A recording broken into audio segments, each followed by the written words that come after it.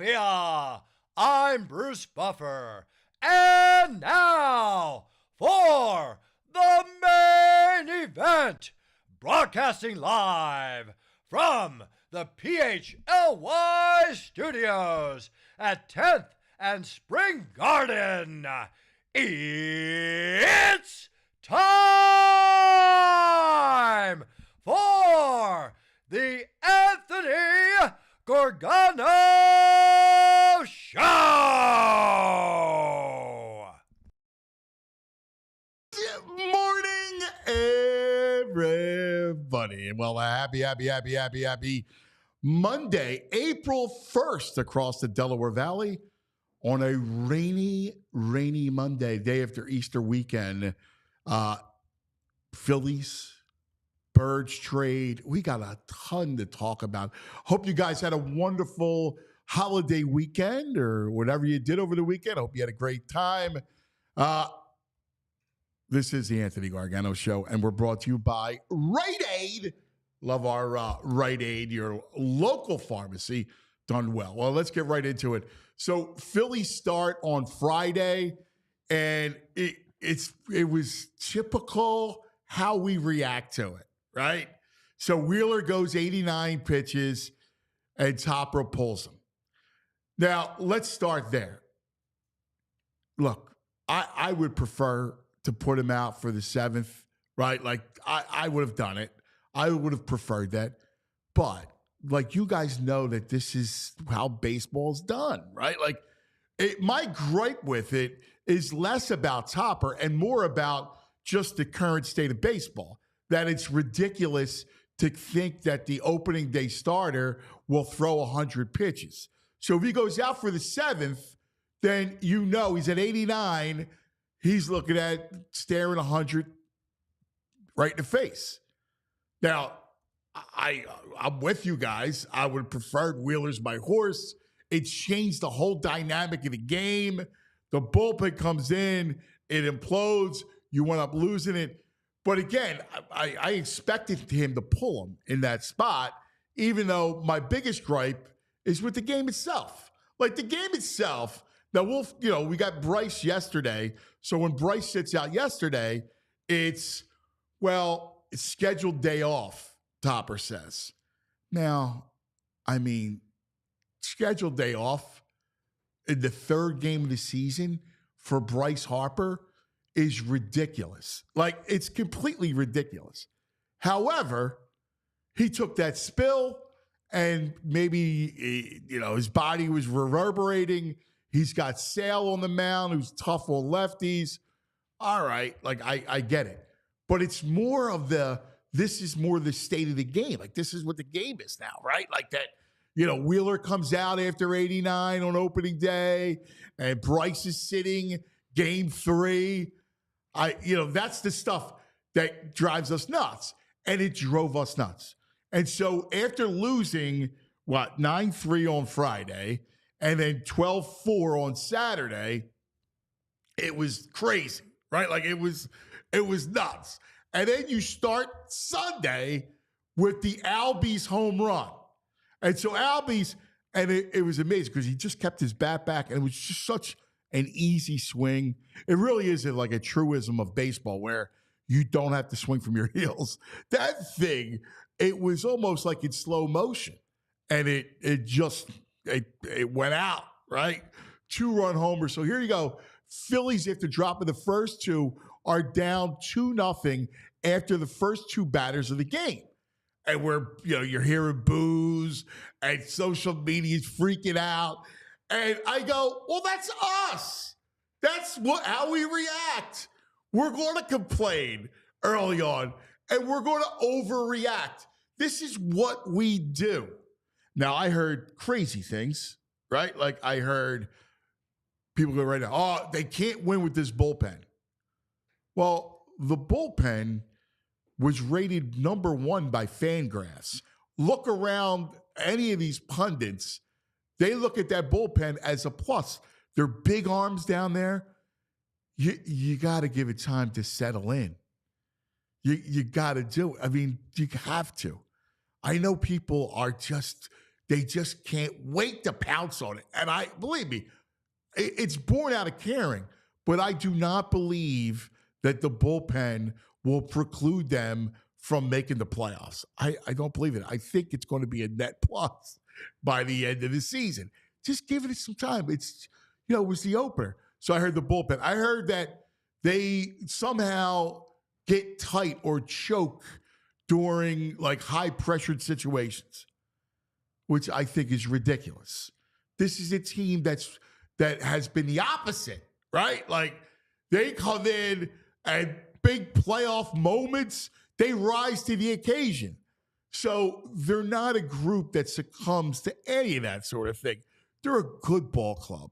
And it just so happened that they lost the first 2 games of the season, and it was ugly, and it's baseball. But thank God yesterday, they come back and win. You got a big hit by Trey Turner. Bohm has a big hit. You come back and win. But what illustrates the entire weekend comes from the Braves.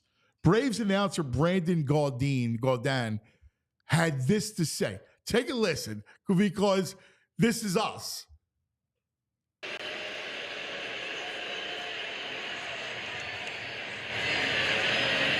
I really do enjoy the Braves. It just makes it fun. This place more than any other, one way or another. It's either against your team, for your team, for the opponent. Just boo everybody. Just a lot of boos. You can't get through an inning without somebody getting booed in either uniform. 2 balls and no strikes. Orlando grounded out back in the 2nd inning. He's 0 for 1. Even on Easter. Yeah, right. No let-up. Doesn't matter.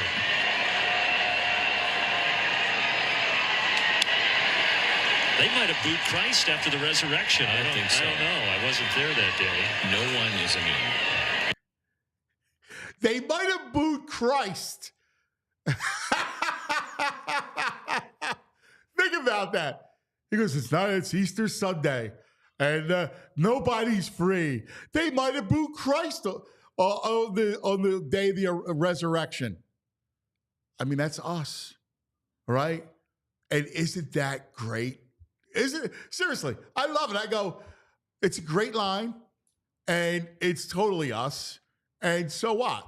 It means we care. That's Popping Off, brought to you by Olipop. You got to check out the incredible new sodas that Olipop has right there in your local Wawa. All right, this is the Wawa coffee. Good morning, JP. Good morning, How are you, buddy? I'm doing great. How are you? How was your Easter? It was good. It was relaxed. That's all you need. It was over my house, so we had like this kind of relaxed feel. We had roast pork and gnocchi. No ham. We didn't go with the Easter ham. I like that. I made a little. You'd be proud. I made a little risotto for Mom and Dad yesterday. You did? A little mushroom risotto, a little steak. Yeah, we had a lot of fun. Dude. Nice and relaxing. Mushroom risotto? A little mushroom risotto. I'm impressed. It was a lot of fun. Did you guys watch the game? We did. We watched. So my in-laws and my family too are very big Sixers people, so we watched the Sixers. But I was watching the Phillies as well. But no, I mean, I'm listen. With the whole Topper and the decision, this is going to be the thing throughout the entire summer, the entire Philly season, right? Like the decisions that he makes. And I'm not going to lie, I was with you as well. I'm like, why are we sitting Harper? Why are we sitting Stott, Brandon Marsh? But then I mean, really, I hate the lineup. Other than getting Merrifield in the game. I mean, it's too soon, right? It's the game. It's the 3rd game of the season. Yeah. But so here's my thing though. Topper's been now manager 1.5 years, going into his 2nd full season as a manager. And this guy has been to the NLCS in 2 straight years. And this is another year where we're building it up to potentially get back there or back to the World Series.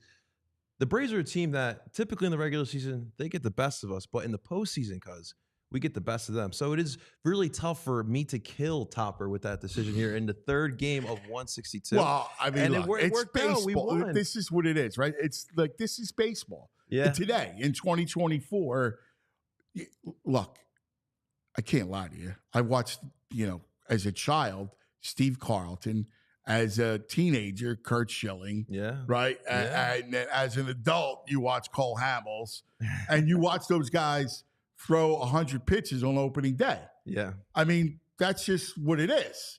And so after 6 innings, you're taking Wheeler out, you get frustrated. And I understand it. But when you look at the snapshot of today, guys don't go 100 pitches on opening day. Yeah. That's just how it is. So, I mean, I hear it. I don't like the way Topper manages a lot. I really don't. I disagree for sure. with a lot. I like roles. But again, you said it. I mean, you have 2 runs, 2 years in a row. And I love Topper's demeanor. I love how he does it. Some of the decisions, again, I just, I'm a little like old school. I think this whole town skews old school. Yeah. Young people skew old school and how it's conservative, right? Like, for sure. You look at it and you go, man, I prefer roles in a bullpen. I know who my closer is, who's my setup guy. I might interchange time to time, but these are my back end.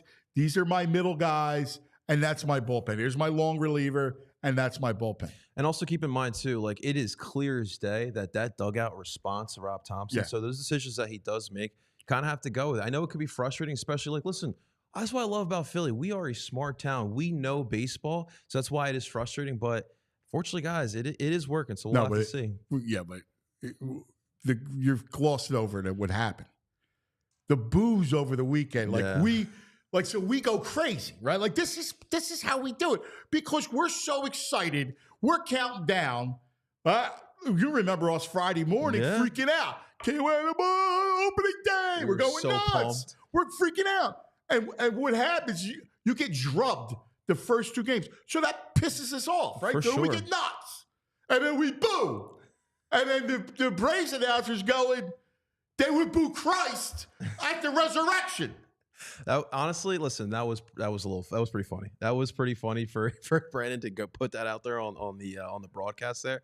But that's just Philly. Like we don't. Well, that's it, and that's a good thing. You built the picture up perfectly. Like because we were all super excited for Friday, and for that to happen, obviously, like what market that cared about baseball wouldn't boo their team? Like, come on, we were upset. It's awesome. This goes. So Mike Schmidt did the broadcast yesterday. That was awesome. And I think about Schmitty, and like the boo thing was it when I was a kid. Like it started with him.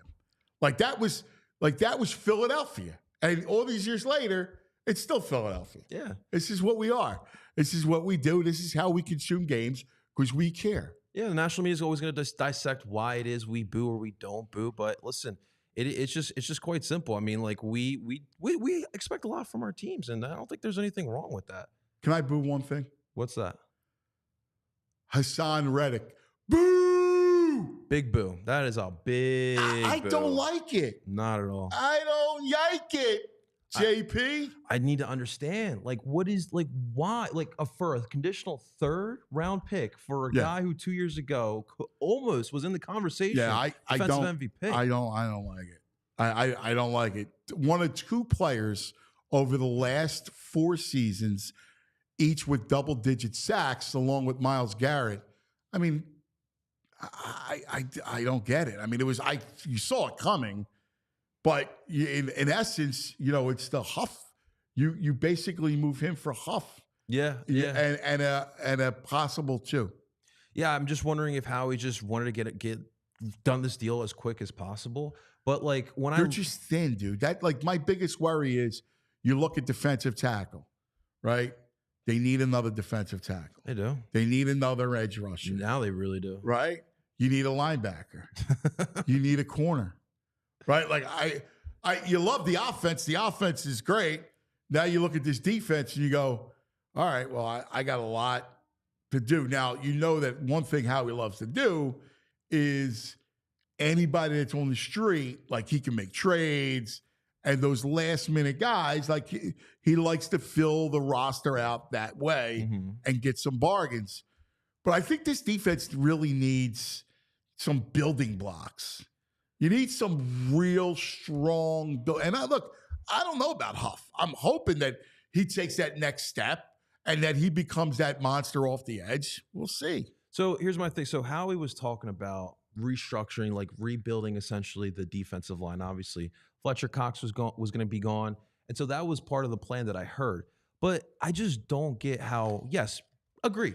Rebuild the defensive line. We didn't get a lot of pressure, especially in the second half of the season. But Haason Reddick, though? Like, that's the piece you decide that you want to move on from. And, like, they believe that they say that they can't come into an agreement with a number that they both can agree on, Haason and the Birds. But, like, Haason, like I just mentioned 2 years ago, you're talking about a defensive MVP caliber. Dude, again, and that defense. Let's look at it realistically. Okay. That defense broke down. That defense broke down in a monster way. That is true. And he wasn't the problem. Well, one thing you know what I'm saying? Like, he wasn't the issue. But one thing I did, so when Desai was there, the whole dropping him in pass. I know. Haason Reddick is a pure pass rusher. I know. Go upfield. What are we doing? I know. Well, I mean, look what happened. Yeah. I mean, look what happened to Sean Desai. Like, so you look at it and you go, I'm still worried about the defense. I love the offense, right? I love where it's going, but I'm still worried about the defense. Yeah, I mean, it's going to look like AFL score lines next year, 60 to 50, 50 Did you to watch 49. any AFL? The AFL? Yeah. Oh, my God. When we were growing up, they used to give out the UFL. Oh, the UFL. No, I have not. It was on. I think it was on yesterday. VG, was the UFL on yesterday? I was completely out. There's too much sports going on for us. They started too late. Mm-hmm. Like, if you're going to start, you got to start right after the Super Bowl when people are jonesing for it. For sure. But now you got baseball, the tournament. Duke goes down. Duke goes down, VG. NC State. Wolfpack. VG bet him Friday night. It was all day. Duke. They go down. It was great. It was NC State, man. What a great run. All right, we got lots to get to. Zach Berman, Zachariah, will join us. Our Eagles beat writer for our Eagles beat man and for all PHLY comes up next. And the great Larry Bowa comes up at 10 o'clock. Gonna love Bowa Damas. So we'll talk to Bowa Damas. We'll talk to Zachariah. We'll talk about this defense and, what the loss of Haason Reddick means. We'll do all that straight ahead. It's the Anthony Gargano Show. JP hanging. There you go. Cousin JP with you. Now let's talk about the Bet Park Sportsbook app. Look, we just got done talking about the tournament. It's now down to the Final Four Saturday. This is a great week, right? Because you have Final Four. You got leads into the Masters coming up shortly. You got all the baseball that has begun. NBA and NHL about to just, go into playoff mode, and we're going to freak out. Sixers went big yesterday, right? Flyers tonight. You can bet it all on the Bet Park Sportsbook app. It's unbelievable. It's the only sportsbook app that I'll recommend right there. You got live casino dealers.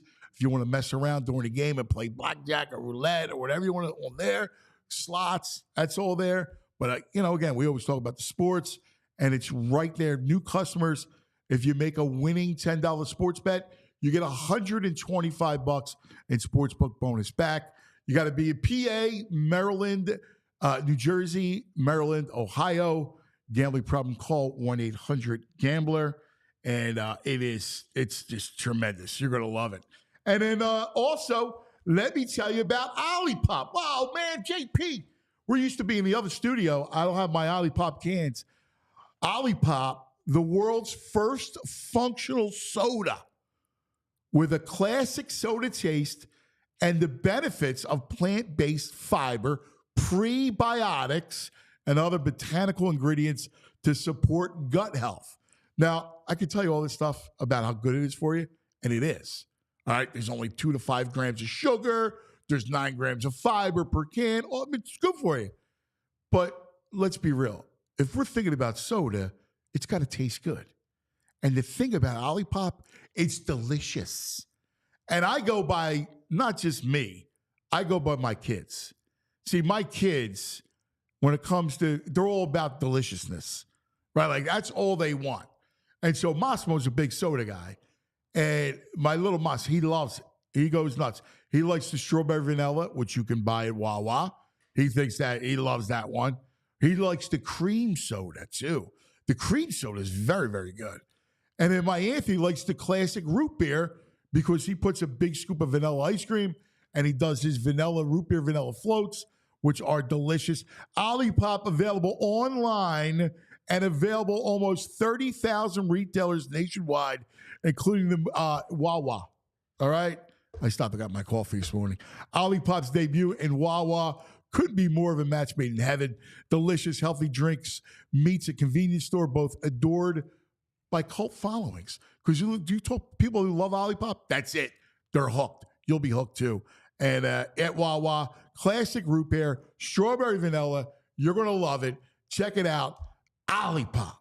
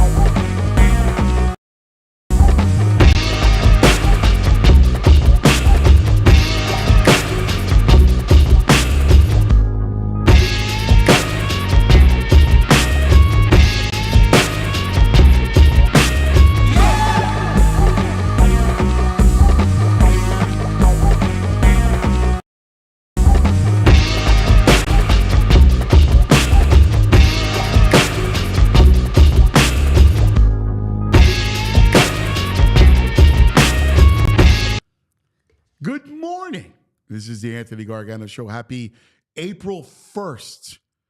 It's an Easter Monday. Hope everybody had a wonderful holiday weekend or whatever you did over the weekend, and beautiful Passover, the whole thing. Hope everyone had a great time. Joining me, I love this guy, all right? Now, we have been doing shows together for a long time. We connect on a football nerd level.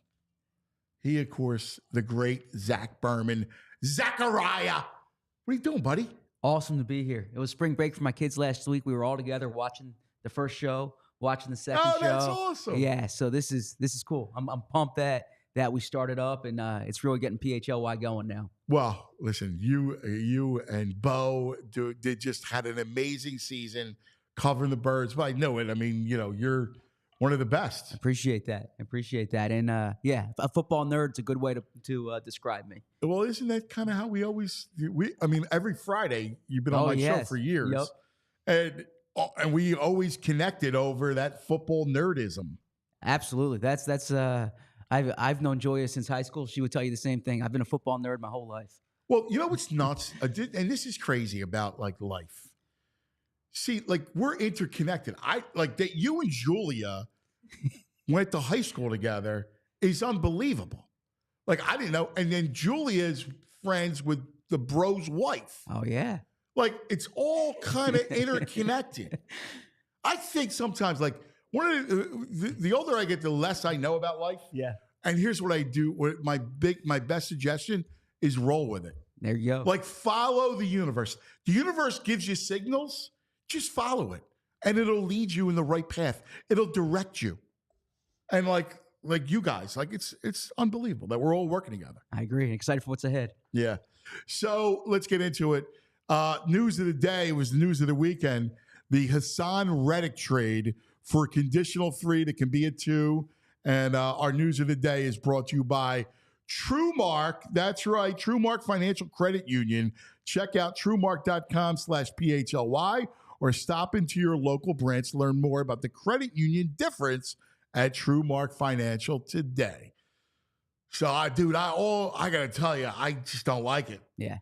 Well, from a football perspective, they're not a better team today than they were last week, right? The reality is, though, it's been going in this direction for more than a month. Yep. Frankly, going back to training camp last year, Haason wanted a new deal. He played on his deal, especially once the Eagles signed Bryce Huff.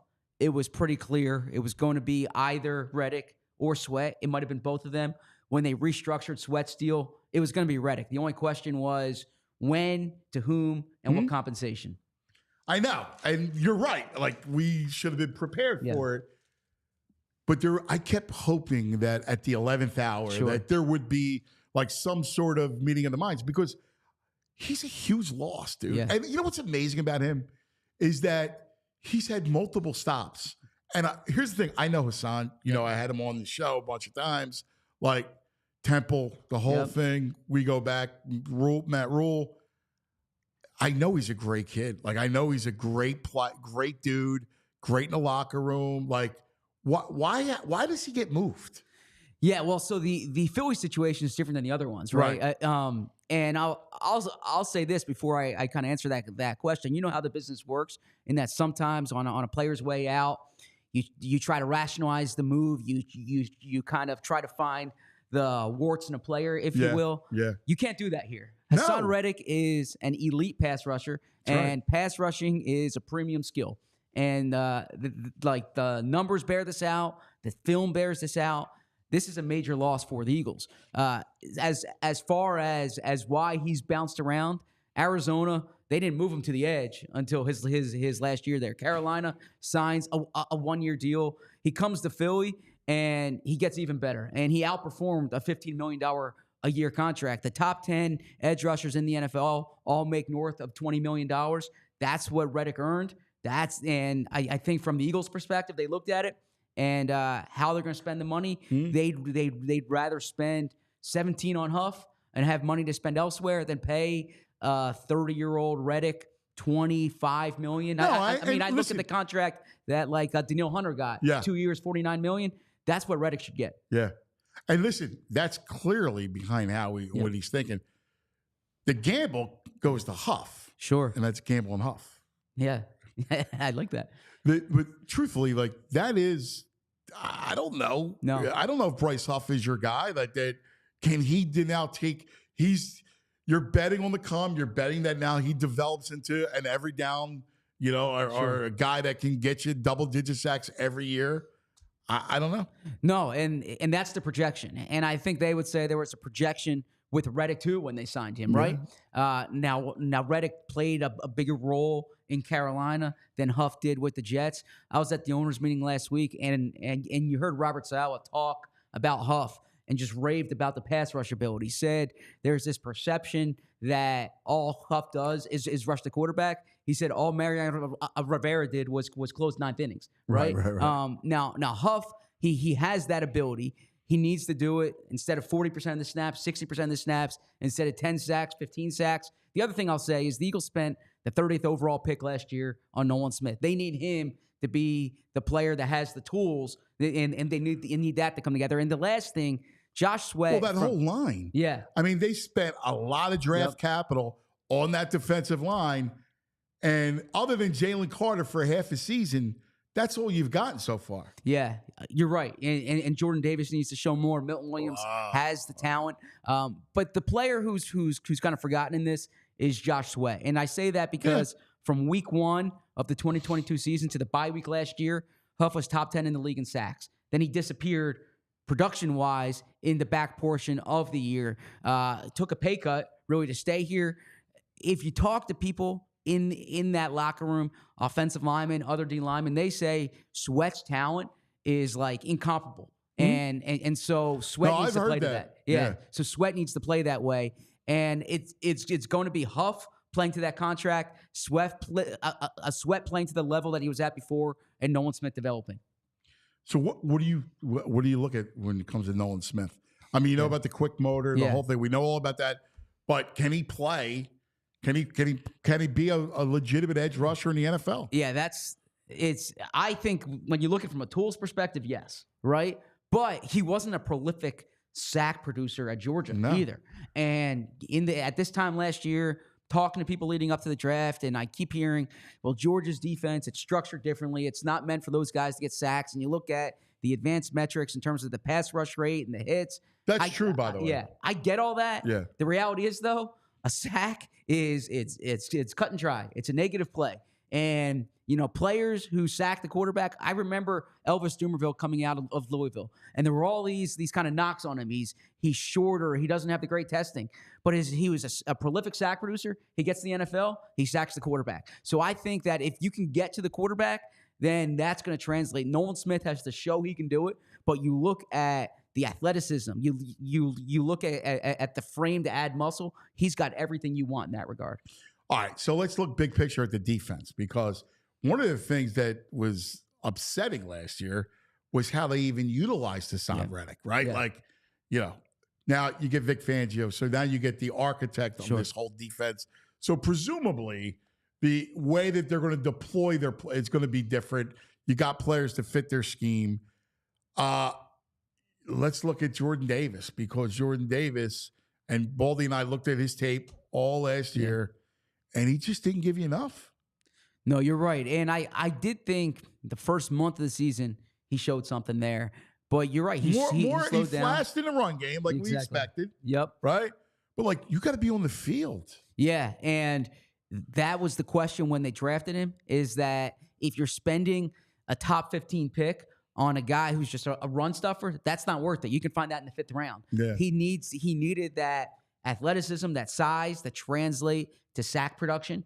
It hasn't happened yet. And that's a huge question here. With Fletcher Cox out the door, it's going to be Jalen Carter, Jordan Davis, and Milton Williams. And they need Jordan Davis to be more than occupying space in the middle of that line. They need him to be what Vita Vea is down in Tampa Bay. So I love Carter. I mean, you can easily explain him falling off last year. That's the rookie wall. The whole, teams are doubling him. Like they actually were doubling him at times last year. So I mean, I love Carter. Now it's what else is there? Those other guys got to step up. I look at the defense as a whole and I go, all right, so you need another corner, right? You need another linebacker. You need probably more depth you definitely need more depth in the defensive front. So the draft's going to be pretty busy. Now it's not a great edge rusher class, right? No. And I do think that the Eagles look at some of the depth they have there. They signed Zach Bond. That's someone that behind the scenes they really like. There's a reason they signed him on the first day of free agency. They think he can be what Andrew Van Ginkel was with the Dolphins last year. But you're right in terms of the defensive front. It's development with Carter and Davis, and I would add Milton there too. Like they think Milton's got a lot of talent. And then who's your 4th interior player? Could it be Marlon Tuipulotu? Could it be Ojimo? Their draft pick last year. They don't really have that clear-cut guy. I don't think they're going to spend a premium pick or even a pick in the first 2 days on a D tackle. So it's a matter of developing. They brought in Clint Hurt. They're going to need that. They're going to need to find someone there to step in as the 4th guy. So how do you deploy it need-wise on that defense? Definitely corner. They need to figure out corner. And I keep thinking it could come via trade right now.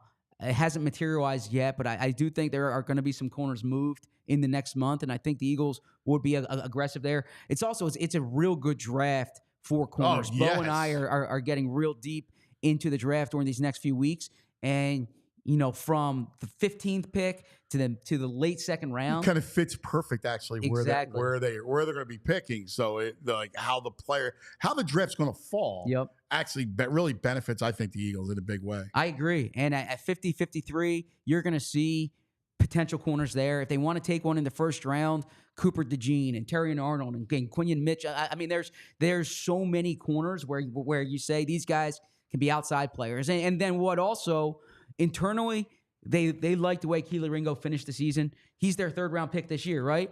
Dude, I got to tell you, I agree with them with Ringo. Yeah, and Ringo was the youngest player on the team last year. I don't think this is an apples for apples thing, but there is an idea that if Ringo stayed at Georgia, played last year, he'd be a 1st round pick this year. We don't know if that would have happened, but that's the type of talent that's there. So I think they have options there, but look, Slay's getting older.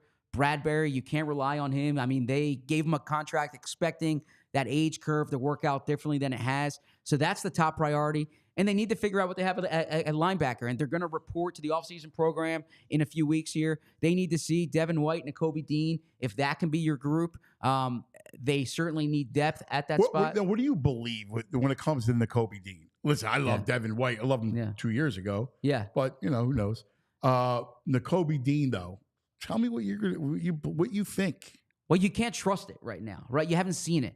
It's going into year 3. If you haven't seen it in the first 2 years, I understand injuries and whatnot, but you can't just build this defense around the idea that Nakobe Dean is going to be the player that he was at Georgia because you haven't seen it the past 2 years. I think that you at least need to give yourself another option there. Now, maybe Oren Burks could be that player. He was the third backer last year with the 49ers, but even that's a stretch. And I think part of this is trusting Vic Fangio to deploy these guys a certain way, but they're relying more than Dean. I think they're relying on Devin White so that they can kind of rationalize the way last season went. He wanted a new deal. He was kind of frustrated by that. He has the tools. But Devin White's film last year wasn't great. No. And they need... And listen, so we're clear. I love Devin White, right? Loved him. But last year he was not good. Yeah. And, you wonder if age and all those snaps just wear you down. Yeah, you are right about that. And I get the city loves linebackers. I'm not pushing back on that. I think if you had people in the Eagles sitting in this room right now and the cameras are off, what they would say is if you're not rushing the quarterback and you're not covering, it doesn't matter how the linebackers play. Yeah, except, listen, and I get it. Yeah. Except the game You're right. is changing now. Like, you can't say that as much as you would in the past. I mean, I when you tell me that, I go San Francisco. Mm-hmm. You tell me that, I go Kansas. Baltimore. Yeah. You tell me that, like, there are, you look at the playoffs, Kansas City became a team that would run the ball. I mean, those teams, all of a sudden, the run game's back in vogue. The two teams that made runs, the Niners, you look at the Ravens, teams with fullbacks. Yeah, no, and especially regarding linebackers, you are correct about that. You watch the Niners, what Fred Warner gives you there, what Drake Greenlaw gives you there. You watch the Ravens, what Roquan Smith has done, Patrick Queen, the level he played at. You watch the Chiefs. I mean, Nick Bolton changed the Super Bowl. I heard Spags on your show. Yes. Yeah. And he talked about Bolton as the key to the whole. Listen, he loves his secondary and those young corners and safeties, but Bolton was the key to it all. Exactly. And that's where, too, though, the pushback is none of those guys outside of Roquan Smith was a first-round pick, and Patrick Queen, right? So you look at Nick Bolton, you look at Fred Warner. No, but there's a difference. It's scouting and development. In fairness, though, there's a difference between taking a kid number one, like we know all about that, and and then piecemealing it together with guys that are done long in the tooth or whatever. Like, and that was the past, like over the past 5 years. Yeah. And look, I didn't give you much pushback I'm talking to Howie now when it came to that, because that's kind of where the league was. But now the league has changed. Mm-hmm. And now you gotta pay more attention to linebacker and safety. Well, you spend a third-round pick on the Buckus Award winner from Georgia. He needs to be a big-time player for you, and that hasn't been the case. And I agree. And there's a reason why he was there in the third round. I thought, and kind of the consensus was that this was a steal based on the player, but the other 31 teams, they all saw the same film that the Eagles saw, and he was there in the third round. So it makes you wonder: was there an injury concern? Was there a size concern? Right? And the Eagles the size concern was always there. It was always it. Now I didn't know. Like I was thrilled. I mean, again, you watch him. The problem is he playing on that defense with all those stars. Sure. It just allows you free. Yeah. You're just running free. And he's playing behind Jordan Davis and Jalen Carter here, but it's a different level in the NFL, of course. So that's where they need Nakobe and Devin White to be big-time players for them. But I think they got to figure out corner. That needs to be the priority here is between now and the draft. So we're in April. It's April 1st. Yeah. They need to have an option across from Darius Slay, who is can be your starter. It's not the projection with Keely Ringo. It's not the hope with James Bradbury. whether it's via trade or whether it's the first round of the draft, you need to know that you have a guy there who can start opposite Slay. Did you like the Barkley move? Do you equate it to the McCaffrey? So I like paying A players A money. I don't like paying B players A money. So if you're going to pay a running back, pay an elite guy. The thing is this: they're fighting an age curve and they're fighting a workload curve. I've heard them say they paid LaShawn McCoy, they paid Brian Westbrook. My pushback to that: they paid LaShawn McCoy when he was 24 years old. They paid Brian Westbrook when he never had more than 250 touches in a season.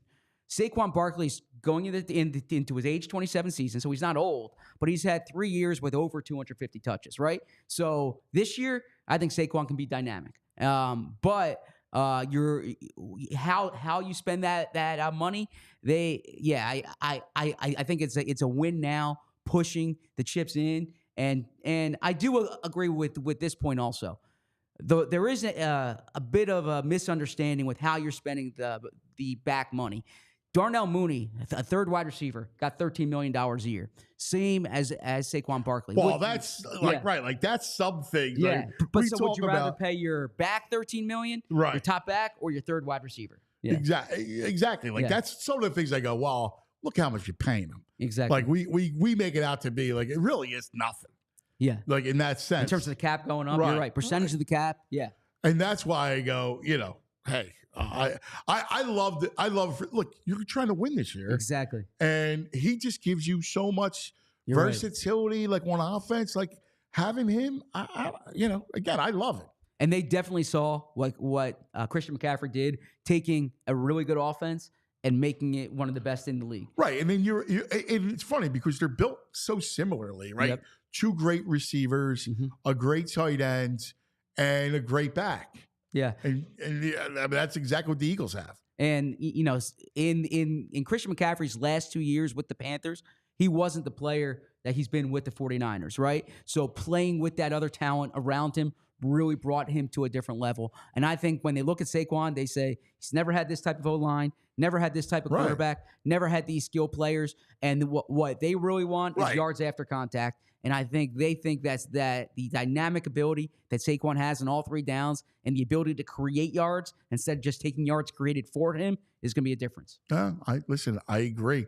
By the way, the Anthony Gargano Show presented by TrueMark Financial Credit Union. Check out TrueMark.com/PHLY or stop into your local branch. Learn more about the credit union difference at TrueMark Financial today. Dude, I can talk to you from now until your show. What's your show today? We're at noon today. At noon. We can easily go to noon. I would love that. We're talking Haason Reddick today at noon. Yeah, Haason Reddick today, noon. Zach Berman, Bo Wilf, right here, all PHLY. Make sure you're there. My brother, you're killing it. Appreciate it. We'll be doing this once a week. Can't wait. All right. Thank you. Zachariah. Thank you. It's good to see you. Zach Berman, who I just absolutely love. He does such a great job, like everybody else here. All right, coming up, the best and worst of the weekend. We'll get to that coming up. And at 10, Larry Bowa Thomas will join the program. Back in just a moment.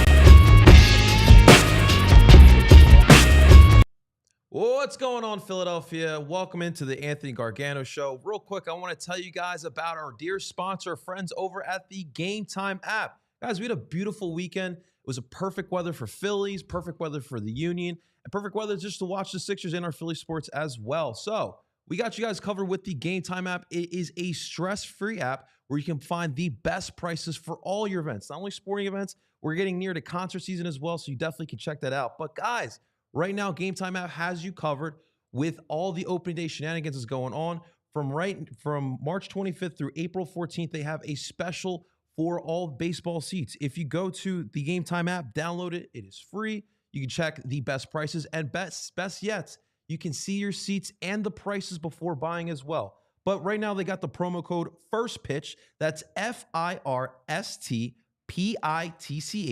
for $20 off for your baseball tickets right now. Obviously, we have opening day through April 14th for this special here. So definitely check that out, guys. Get your seats here over at the Game Time app.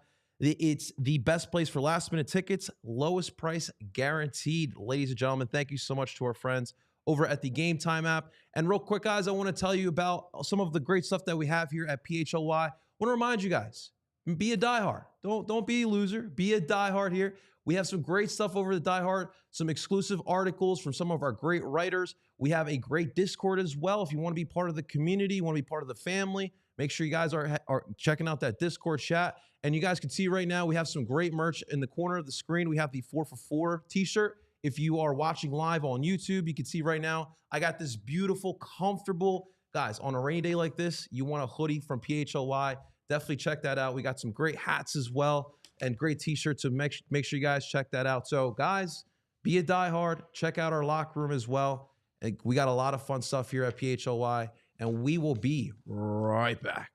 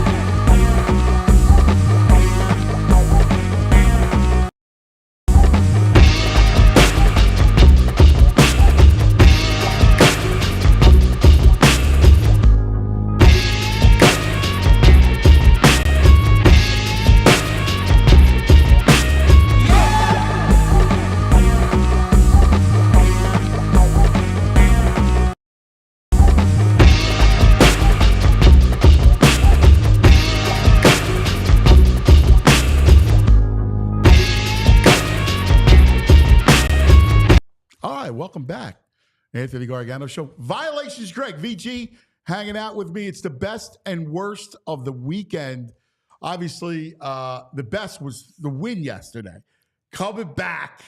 Needed it. Right? We from a psyche standpoint. It's such a we were like crazy. Such a difference being 3 games behind or 1 game behind. I know. We just needed it. Just mentally. Yeah. I like we got such neurosis that we like. Come on, after the first 2 games, it was insane. Yesterday morning, after Bryce, we learned that Bryce isn't playing, and Albies hits the 2-run homer. We were freaking out. People were losing their minds once that lineup came out. And it's like, Sunday, where are you, Bryce? Opening day is filled with such optimism. Everyone's in such a good mood down at the ballpark. The parking lot is fun. Everyone's happy. And 10 minutes into the game, people are miserable. Well, I played that early to start the show in the first segment with the Braves announcer who was like, dude, they would boo Christ at the resurrection here. And he's not wrong. If Christ was late on the resurrection, if he's making enough fish and wine for 10 people and we have 100 people, they're going to boo him. I mean, that's just what we do here. It doesn't matter what day or who you are. Jesus. Yeah, not enough fish. So, hey, one of the best things of this weekend, I got to tell you, Square Pie is a pizza joint in South Philly. The Braves ordered pizzas from them on Sunday. So they sent a little note inside the box with the pizza to the Braves. I just want to quote it. Oh, it's that's really great. awesome. And the note said, "Dear Atlanta, thank you so much for ordering from us. We are honored and would love to have you at Square Pie anytime. But yous are in South Philly, so..." And they taped a picture inside the box of Bryce staring down Orlando Arcia as he's around the second base. Awesome. So shout out to South Philly Square Pie people. Square Pie. Way to go, boys. I absolutely love it. Sixers win. That was good. Yeah. I know it didn't matter. No Max. You're playing the Raptors. When B come back this week? Yeah, well, that's the thing we're worried about. Does he do it? That's what we're wondering. Versus Chet? That's what I'm thinking, man. Put him in bubble wrap till next year. No! Yeah. No, I don't want to see him in the Olympics. Keep him out of France. Keep him out of everything. Listen, I'm with you in the Olympics. Yeah. I don't want him playing in the Olympics, but I want him to play.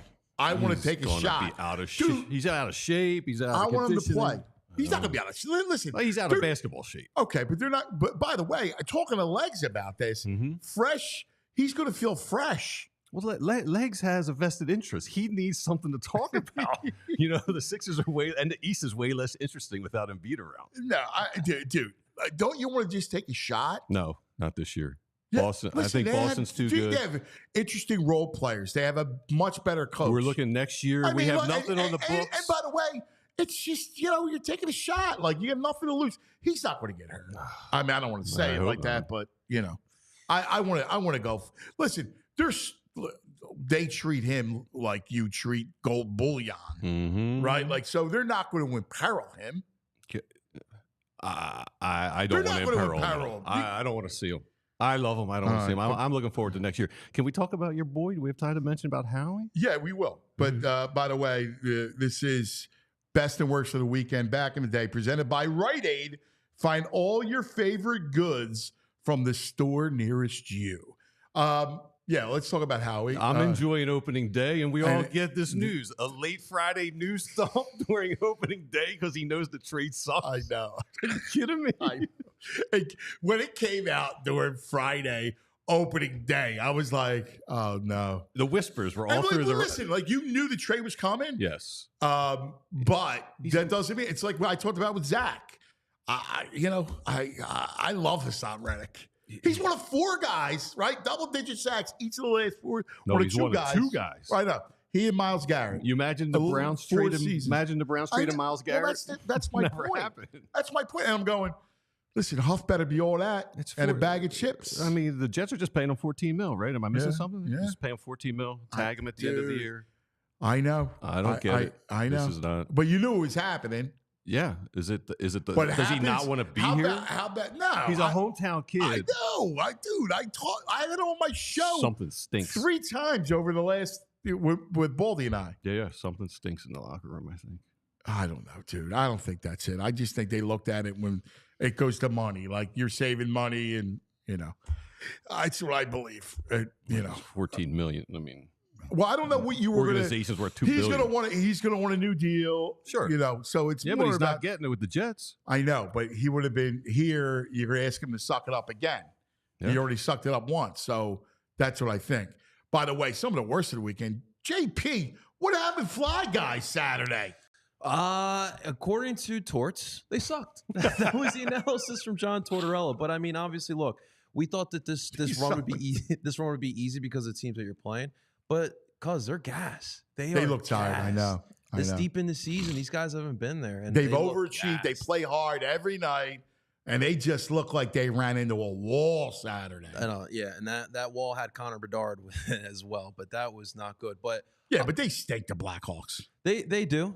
But when they have one line. But when you got a tanking team like that, that's young, that still has a lot of energy, and you got a team with the Flyers who, look, I mean, you have Ronnie Attard and you have Adam Jennings as your third defensive pair there, and that's not what you expected. Those are your 13th, 14th guys as far as defense goes. So, unfortunately, right now, they're going to have to dig even deeper. I don't know how you do, but you have some guys, some pieces coming back. Either, obviously, we talked about Fedotov last week. Some defense may be coming back, so it may be boding well here, but time is ticking because the Caps got a point on Saturday against the Bruins. So now they're tied with you. So no games can be played. Plus, they got, 2 games in hand?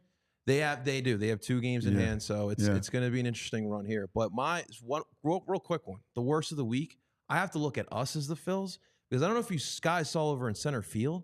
Well, we got a flag for the wild card last year, the powder blue flag. What was up with that? I don't like that either. Yeah, I don't like the good with flag, Terry wild Weekends. card flag. Yeah. I hear you. That's fair. That's a good point. I honestly did not understand that. To me, it gives like Rays, like teams like the Rays, like the Marlins.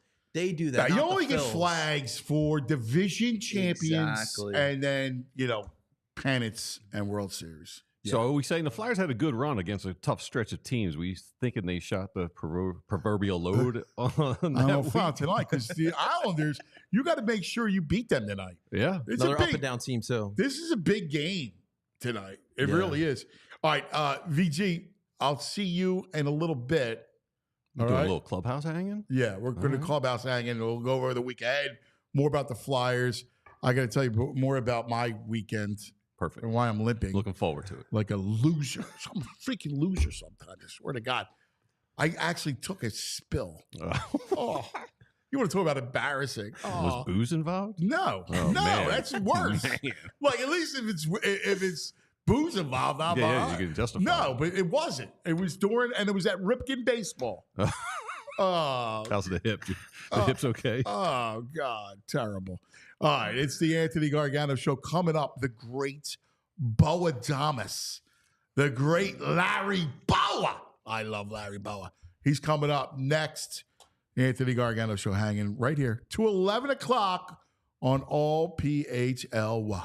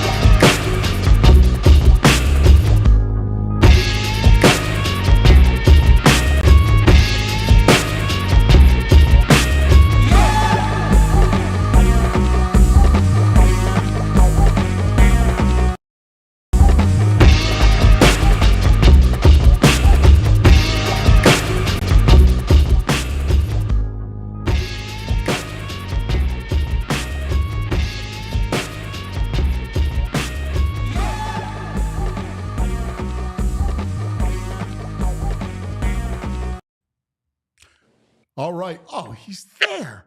Look at him. Oh, the great Larry Bowa. Oh, my man. What do you say, Bo? Happy What's up, baseball, man? baby. Everything's going good. How you doing? Good. You look great, man, as always, pal. God I bless feel you. good. Feel good. I heard you took a spill, huh? Dude, I swear to God, so my kid's playing 11U travel ball, right? So have you been to the Ripken facility? All right. Yes. Which is like heaven. Like I think about when we were kids and we played on like these pebble field, the rocks, there was a broken glass, whatever. These Right. are replica big league stadiums. It's gorgeous. It's unbelievable. I used to wear mouth guards when I took ground balls. You need to wear a hockey mask Right. between all the pebbles flying up in your face. But Yep. so I'm walking and I don't know. I'm talking because I can't shut up and I don't see a curb. And there was a curb and I didn't see it. And my ankle just rolled. And I fell down. I fell, and I was so embarrassed. Meanwhile, I could feel my foot like just—it's the size of a freaking hand. of an Easter ham. I'm like, you got to be kidding. What an idiot. And the big thing about is with the parents too. Like, I don't want to be like I don't want to embarrass my Massimo.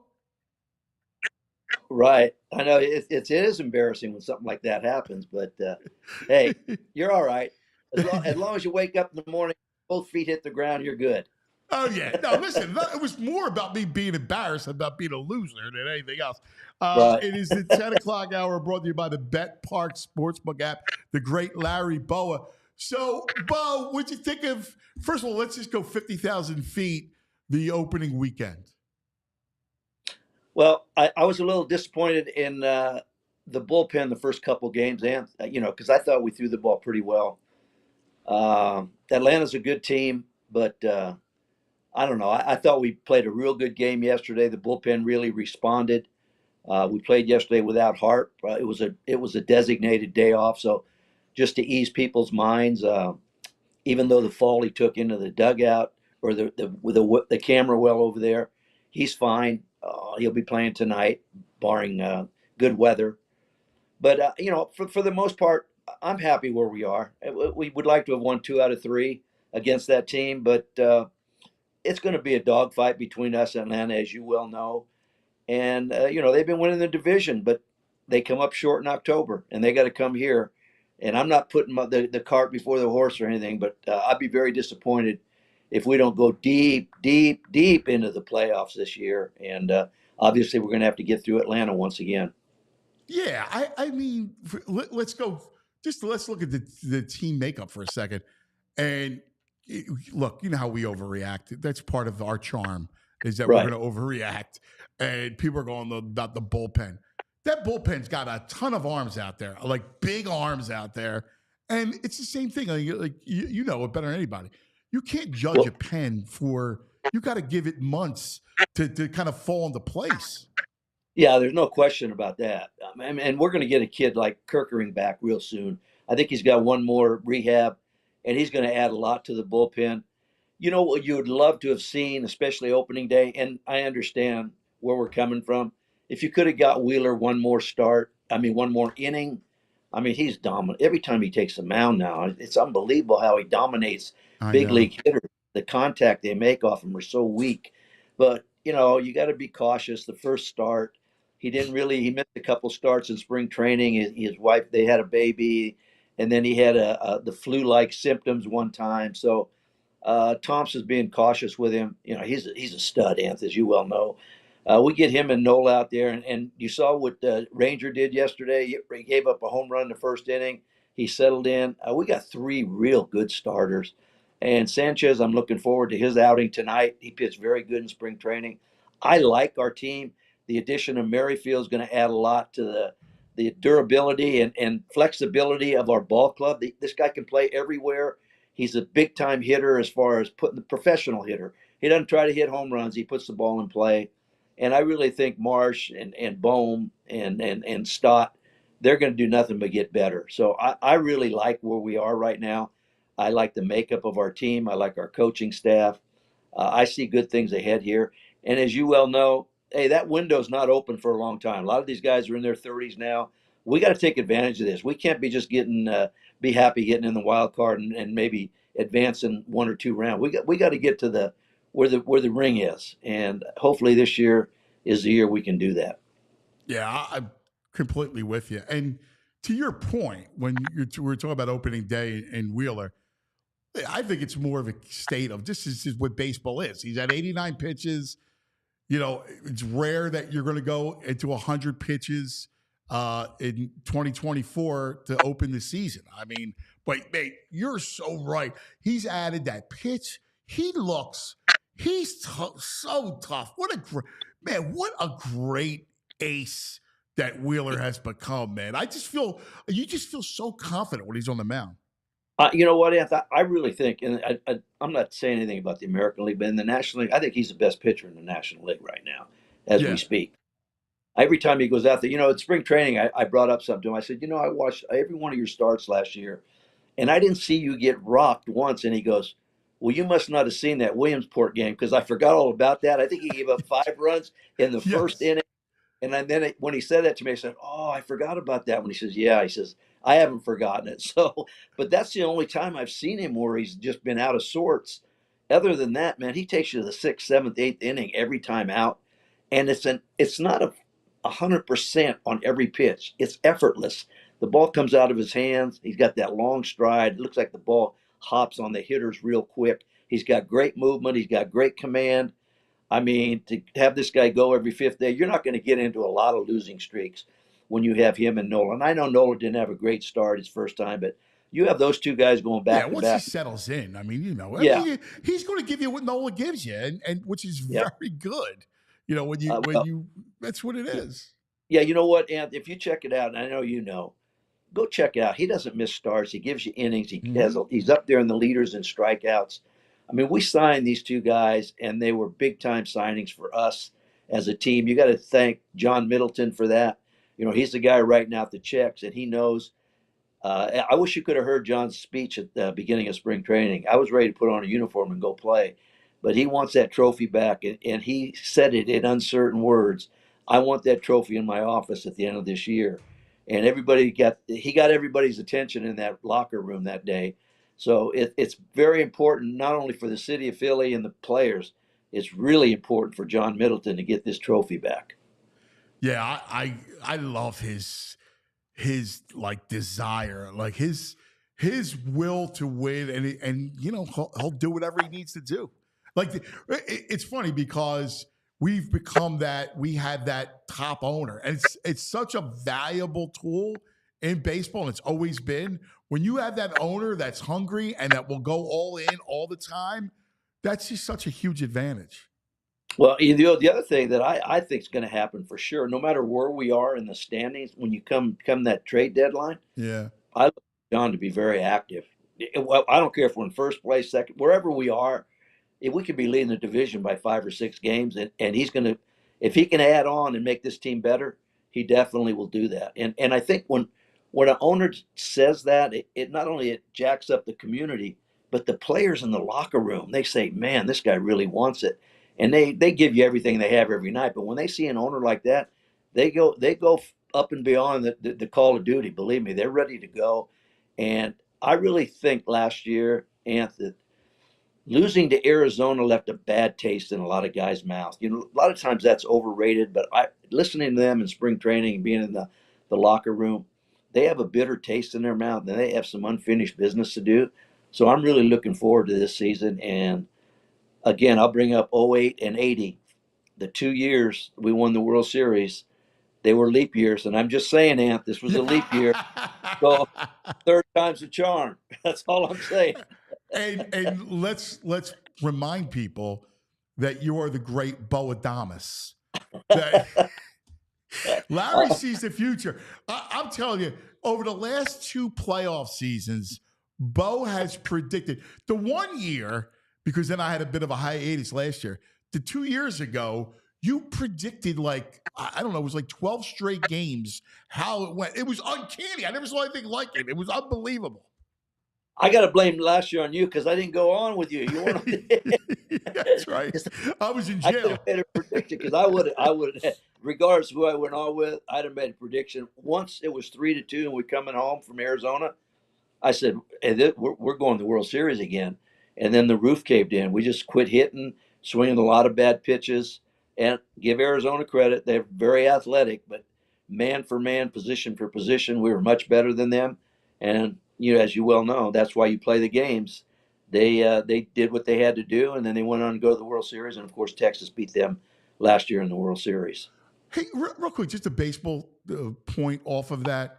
So obviously, we're a fastball hitting team. We sit dead red. We have big days. I mean, the first 2 games of that series, the crooked numbers were everywhere. And they come in and they just pitch you backwards, and they pitch you junk, and they force you to test your patience. And was it just I look at those 2 games and I go, that's what it was. I mean, and it's like baseball simplicity. There's no question. They completely turned the script on us. They quit trying to throw fastballs early in the count. And as you said, they pitched backwards. They started us off with breaking balls. When they got ahead in the count, usually hitters look for breaking balls. That's when they threw fastballs in off the Yeah. plate. We swung it. It wasn't the fact that we didn't hit. We swung at pitches that weren't even in the zone. That's what was very disturbing. And we're a much better hitting ball club than we showed. The first 2 games here, we sort of went out of our element again. We swung at a lot of bad pitches. Sometimes being too aggressive hurts you, but I think they're gonna calm that down a little bit. They know in their mind what pitchers are trying to do to them. The team we just played is very good. I'm not gonna sugarcoat it. They're a very good baseball team, but I like our lineup top to bottom as much as anybody. I watched the Dodgers last night. Outstanding team. They spent all kinds of money, but you take their 7, 8, 9 hitters, and I'll take our 7, 8, 9 hitters. If our guys, the big boys, as we call them, if they do what they're supposed to do, I don't see any reason why we can't get to where we want to go at the end of the year. I mean, if you got Castellanos and Marsh, 7, 8. 7. I mean, unbelievable. You know what I mean? That's deep. Yeah. I mean, that's incredible. Hey, you brought him up earlier, and I really want to dive into him because I think he's going to have a monster year. And he settled down after the Albies home run. He struck out 7 on that incredible lineup. Is Ranger. Ranger, I think this is his year he blossoms. Ranger had the best spring I've seen him have since I've been affiliated with him. I've been with the Phillies a long time, but I've seen him in spring trainings. He's always a slow starter. He comes in, I'm not saying out of shape, but he's not the kind of condition you'd like to see him. But he was unbelievable. He didn't give up a run in spring training. And after the home run yesterday, man, he settled in. He knows how to pitch. He doesn't overpower with 97 or 98. He goes in, out, up, down. He's got command of all of his pitches. The one thing about this guy, he gets upset when you take him out of games. He's not into the 85 pitches. I mean, I watched yesterday in the dugout. He shook his head like, come on, I can give you 2 more innings. He wants the ball. So if you throw him into the mix and think what he can do, potentially, you're talking about 3 guys at the top of rotation. And let's face it, when you get in the playoffs, you use 3 pitchers. And you got Wheeler, Nola, and Ranger. I'll put them up against, I don't care who the Dodgers signed. I don't care who the Yankees signed. I'll put those 3 guys up with anybody. And with our offense, when we're hitting on all cylinders, like I said, I don't want to put the cart before the horse. No. But this is going to be a tough team to beat once we get going here. I really believe that. I looked at the schedule. This is the first year since the last 2 years where early in the year we've had rough schedules. When I say rough schedules, teams that they're playoff bound. Yep. But I looked at our first month. I know there's no easy game. I respect everybody puts on a uniform. We got a pretty formidable schedule to take a good leap in this first month. We should be getting out of the gate really quick because I just looked at it again before I came on the air. We're not playing a lot of great teams. Again, I respect every team, but we're much better than all these teams we're going to play in April and May. You're so right. I mean, Cincinnati's pretty good. I think they have a chance to win the Central. They're a young team, but their pitching to me is a little shaky. But they got some good. So you know what's interesting? As I was laughing because on the Braves broadcast, Bo, the Braves guy goes, because you know how we are, right? There was booze over the weekend and the whole thing, right? So he goes, yes, even on Easter Sunday, they would boo Christ here after the resurrection. You know what? It's really weak the way these announcers think our fans are crazy and out of control, and they're avid baseball fans. They don't have that in Atlanta. They don't have that. I mean, when I went to the playoff games in Atlanta, they think they're making noise. They're not making any noise. Come on now. It's just like a regular game. It's different here.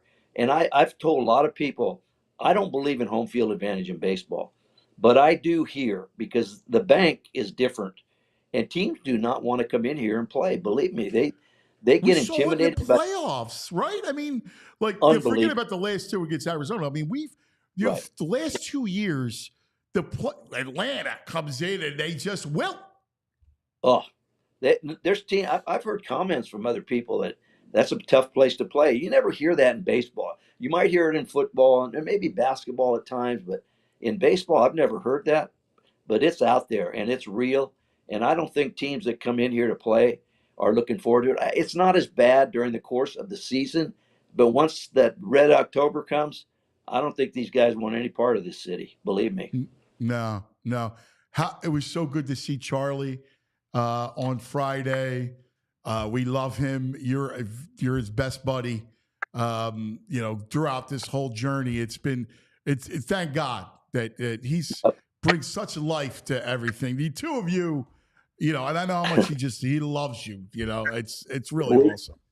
We have a good time in spring training. We hang out, we walk around the batting cages, talk to the young players, and that really, the team was really motivated when they saw him come out. I know we didn't play good that game, but when they saw Charlie throw the first pitch, let's face it, when you have a stroke, it takes a while for it to regain everything, your limbs and everything. He's a little bit shaky on his right side still. In fact, we went underneath, and I said, we're going to throw 5 or 6 under here.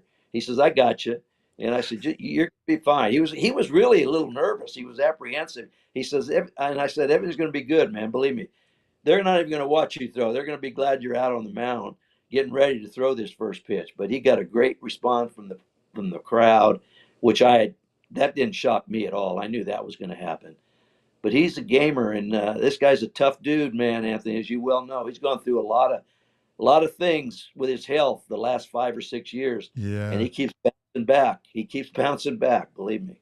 Yeah, God bless him. And I loved it. I love the camaraderie.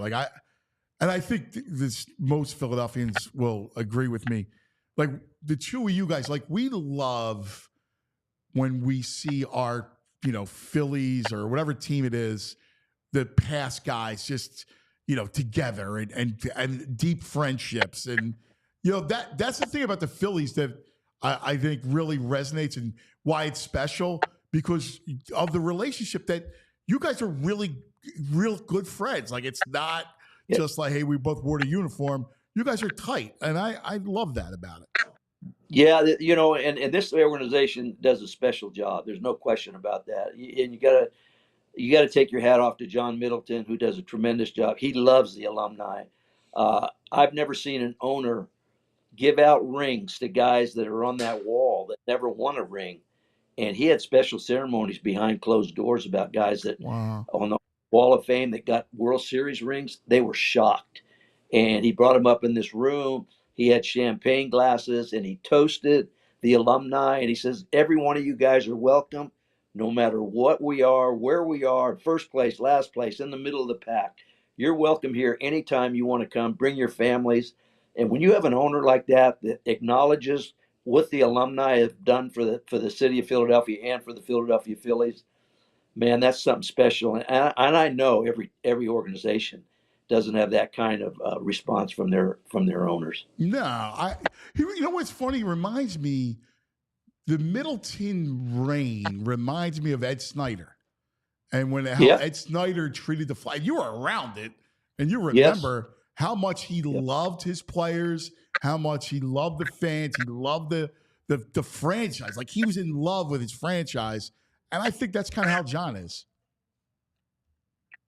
No question. And the players feel that. I mean, opening day after Charlie threw out the first pitch, he's standing in front of the dugout. He's wishing everybody good luck. I mean, you don't see owners do that for opening day. You might see the clubhouse doing it. He was right there, shaking everybody's hand, the managers, the coaches, the players, saying, let's go. This is the year for us. I mean, that stuff is cool. And it comes from heart, believe me. This isn't an act. He loves the Phillies.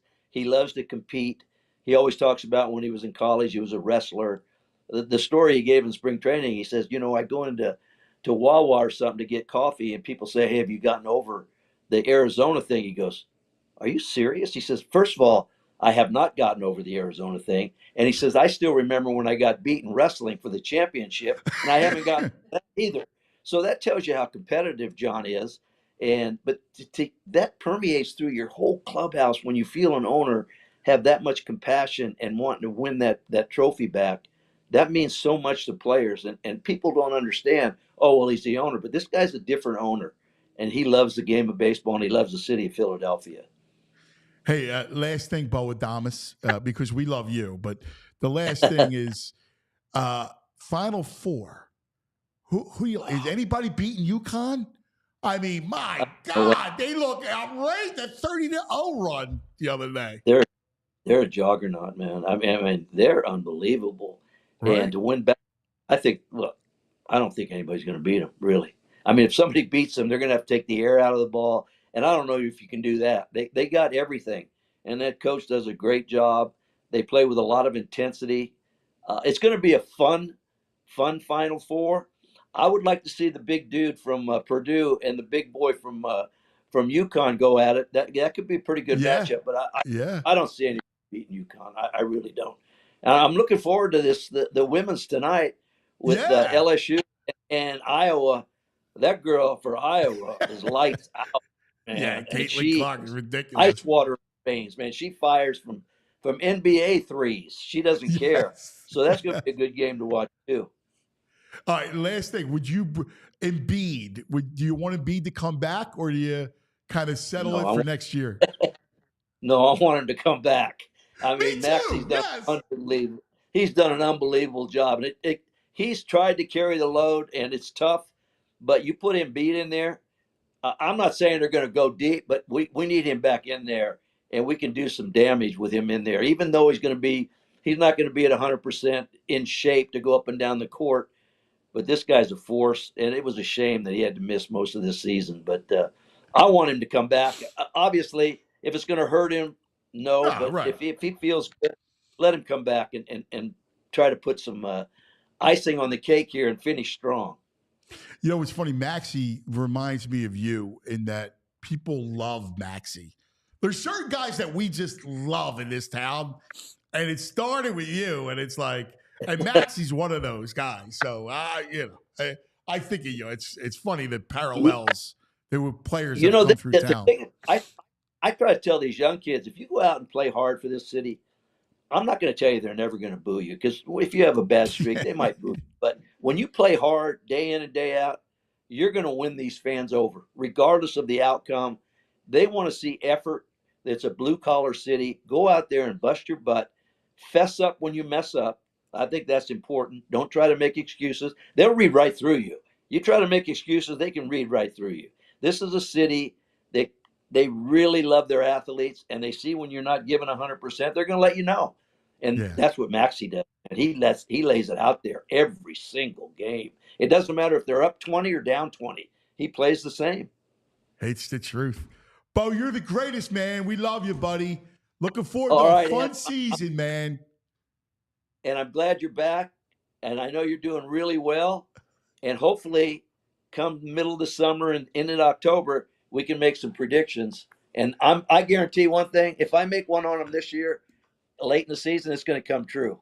I know it. I believe it, man. I believe you, Bo. I'll be bothering you, man. You're the greatest, buddy. Thanks, brother. Take care, man. Okay. Bye-bye. There he is, the great Larry Bowa. JP, that's my man. He's fantastic. He's a legend, Larry Bowa. It was fun. But you know what? One of the things is he's like, he's just one of these deals. Like, he just is real. He loves it. And he shares our passion. You know what I love is the Philly sports athletes who decide to make Philadelphia their home after retiring. You see it all the time with all our 4 sports, all our 5 sports, and seeing Bowa here, being integrated with the community, the Phillies. He's still a big part of the organization over there. It's awesome to see. Yeah, I mean, he is. He's got that way about him. I mean, the whole thing. And he lives it. Like, one of the things that when we're having this discussion, that he lives it. Like, you live these teams. He's just not. Obviously, it's Phillies, but you can talk. Like, you can ask him about the Sixers, and you can ask him about Flyers, or the Eagles, and he's going to have an opinion. Yeah. He was excited about Embiid, as he should be, just like everybody else. He's part of it. Yeah, although VG says, don't bring him back. I mean, dude, you got to bring him back. It's our son. You got to bring. You got to bring him back. And this coming up, we're going to be talking about the week ahead, and we'll be talking about kind of where we stand with the whole thing. I mean, I want him to come back, but we'll get into it We got a big week ahead of us. We'll get into the schedules and what to look for and all the stories. And I'm still embarrassed by my spill. Oh man, cause right there was a mom who like looked at me with like pity as I'm on the ground, on the gravel ground. Like I was like, oh God, I just embarrassed myself. Terrible. Were you like the soccer player? Like, oh no, I was trying to process it and get up as fast as I could and shake it off. I was like, my buddy Tooch was with me. I go, Tooch, help me up, man. Help me up real quick. Hey, Tooch, help me up. I'm trying to shake it off. And meanwhile, my ankle's going boop, boop, boop, boop, boop, boop, boop, boop. It was like cartoon. I have to get the PHLY injury staff in here to check that out. Yeah, right? Oh, man. All right. We got lots to get to. It is the Anthony Gargano Show. And coming up, we'll have the Cousins Clubhouse. VJ will join us again. We'll bat around all this stuff. But I do want to tell you about True Mark Financial Credit Union right here in Philadelphia. It's been an eye-opening kind of thing to see the difference between banking and a bank and becoming a member of a credit union. You see, when you join a credit union like True Mark Financial, you become part owner. Yeah. All right. And that means profits come back to you instead of going to shareholders. True Mark Financial has better rates, lower fees, a better return on savings, and more flexible options overall. Of course, the same digital tools and technology that we all want. But the best part for me is that True Mark Financial is local. They're headquartered in Fort Washington. They have 24 branches across the Philadelphia area. They're deeply rooted in our community. They serve our community and only our community. So their investments and programs help our people right here at home. In fact, Kelly Body is the CEO, and Kelly is a ridiculous 4-for-4 fan, like serious sports fan. I mean, Kelly will go, we were talking Eagles. She came in here one day and she's like, oh, I love it. You know, she was checking out the decor, and we got her started on the Eagles, and she just went on and on and on. Like you got to tell me about this. Phillies, like she's 4-for-4. And that's what, when we talk about True Mark Financial, that's what it's about. Becoming a member of a credit union has so many benefits over being a customer at a bank. It's a total no-brainer.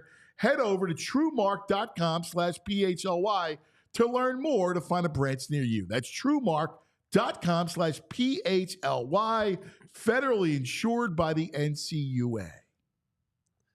That is right. And of course, guys, let me tell you about our dear friends over at Bagels & Co. I don't know, Cuz, do you hear that? That's actually my belly right now rumbling. That's my rumbling in my belly right now. I'm a little hungry right now. So you know what I'm going to do? I'm going to head over to our neighbors here over at Bagels & Co. Let me tell you a little about them. They are Brooklyn style, but ladies and gentlemen, they are made with that Philly love that we love so much. And right now, guys, let me be honest with you. Inflationary prices, they suck, all right? None of us love it. It's hard right now for all of us buying food, but with Bagels & Co., not only do they have the biggest bagels out there, they are pretty big, guys. You definitely want to check that out. But they have the largest variety to choose from, 15 to 20 different types of bagels to choose from daily. And they always got you hooked up with the holidays. I'm sure they're going to have their Philly selection out there as well. And with all the selection of bagels, you guys, you need a large selection of cream cheese and smears, right? Well, 30 different types to select from here. They have that daily, ladies and gentlemen. And like I said, they are affordable prices, not only from their bagels, but they are also affordable with their coffee. Guys, no one's paying $7 for a cup of coffee, all right? $3, you got yourself a cup of Joe. Right now, find your local Bagels & Co. like I'm going to as well. Head on over to www.thebagelsandco.com/store locator. Again, that's www.thebagelsandco.com/store locator to find your local Bagels & Co. here today. Make sure you check it out. I'm going to find you there as well. Thank you so much to our friends over at Bagels & Co. And the Anthony Gargano Show will be right back, ladies and gentlemen.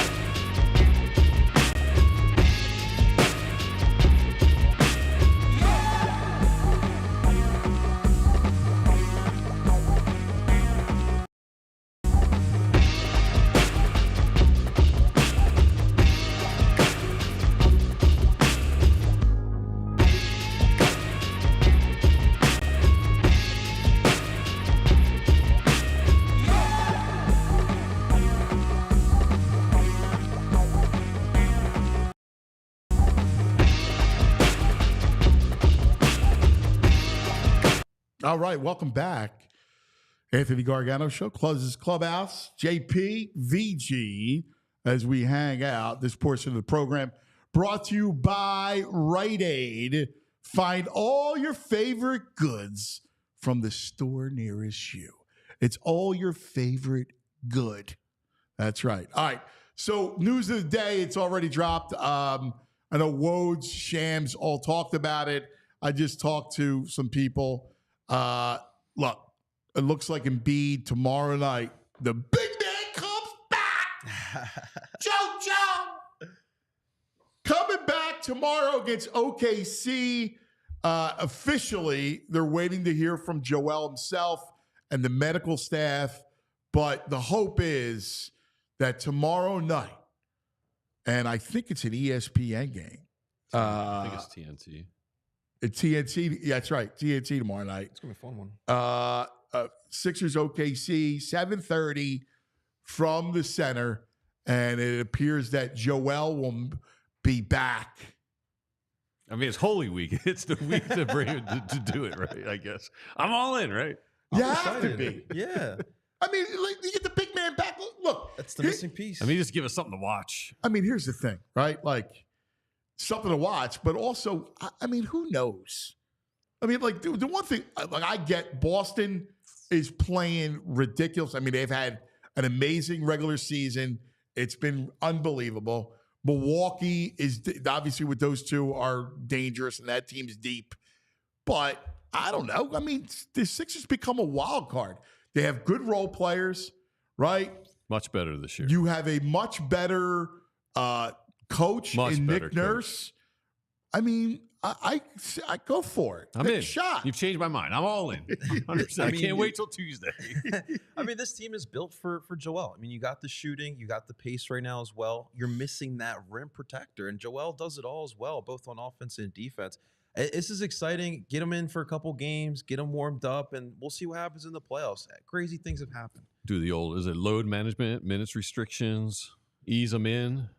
I guess. I mean, I'm sure they're going to come in with, I mean, listen, when you're dealing with, it's a regular season deal, so you just let them, you do load management, and then you unleash him for the playoffs. Like, the fact that you're winding down, you just saw the schedule, you need to be able to just work him in, and then, slowly, and then he's got to go balls to the wall come playoffs.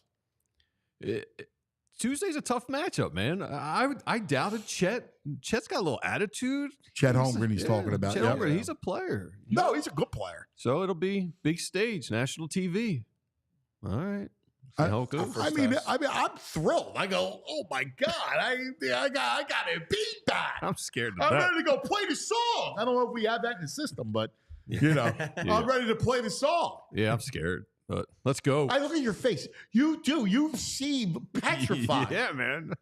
I've been looking. What's the scary part about it? Because I'm looking forward to next year. I know I got to live in the moment, but we got nothing on the books next year except him and Maxey. Next year's the year you can build, bring in another superstar with him. I mean, that's always been the plan. Yeah, so I don't want to see anything screw that up. So I'm nervous about. I get your thought process, but where I'm also at too is how much longer do I have at Joel at this level too? I want to take advantage of every single moment we can. So I want to see him out. Well, that's it. Like, I mean, listen, kid's got a point. Got a point. You know what? It's you never just throw away runs. But I mean, you don't know. Listen, again, I think Boston's great. I do. I mean, and it would take a lot for them, the Sixers, to beat them in a 7-game series. God forbid, they're an injury away too. So, you never know. And look, last year, and I know they didn't have Porzingis, but last year the Sixers hadn't beat any kind of performance in Game 6, and they win. That's right. Just make a single basket, probably talking about a different Sixers season. Right? I mean, they win the game. They win the series. You ain't Game lying. 6. You ain't lying. So, I don't know. I look at Boston, I go, are they the Bulls? They seem this year to be, they're clicking. No, they look great. Derek White, they're a really, really good team. I'm not saying anything. And look, Milwaukee, having Dame and Giannis, I mean, that's who's that coach formidable. Well, right. Yeah, I'm not that concerned about the Bucks. Bucks. I think the Bucks are beatable, but the Sixers with Embiid, it's it seems I don't want to risk it for something that's futile. Who knows? They get lucky against Boston. I just don't want an injury. Please, if you believe in anything, please keep the kid healthy. Sports gods, do Please, us a solid please keep here. him healthy. Please, sports gods. Please. No, I again, but I think you have to. I talking to Legs last week and Tim Legler, our NBA analyst at All City. He's like, listen, I got a puncher's chance. You got to give him a shot. Yeah. All right. I'm in. You know, let's go. Let's do it. Imagine tomorrow. I mean, we're going to be going nuts. Yeah, it'll be the first game in over a month. I'll be excited to watch. Swat. You know how much I love. Let's go. He's got the cornrows too. Like, how do you not get juiced by that? I know. You like that commercial? I like the commercial. Yeah, that's a great with commercial. The Joe, with the hairdo. Yeah, he's a great personality. He does it all right with that stuff, I think.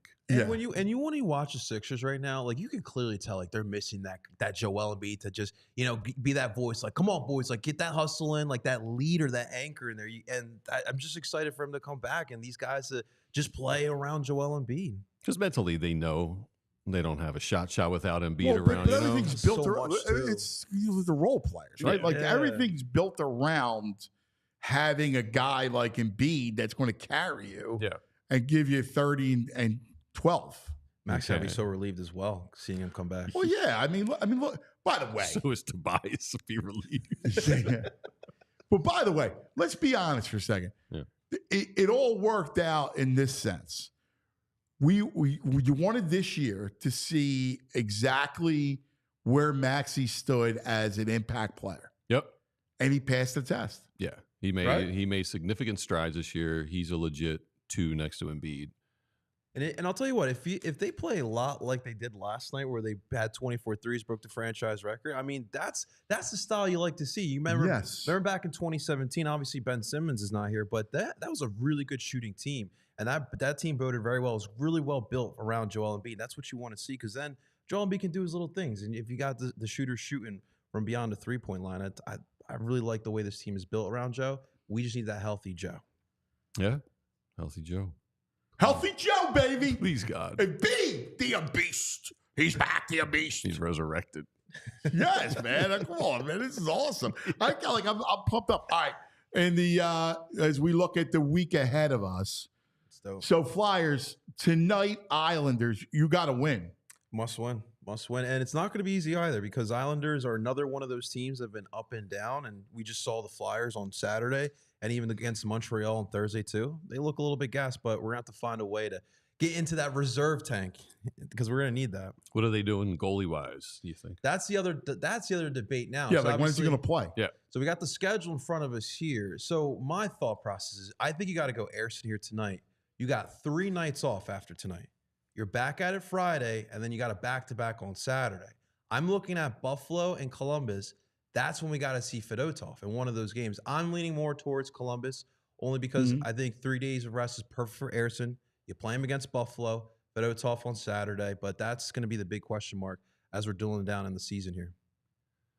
Is it Fedotov? Fedotov? I don't know. We'll have to ask Charlie. Yeah. Charlie O'Connor is my pronunciation expert there.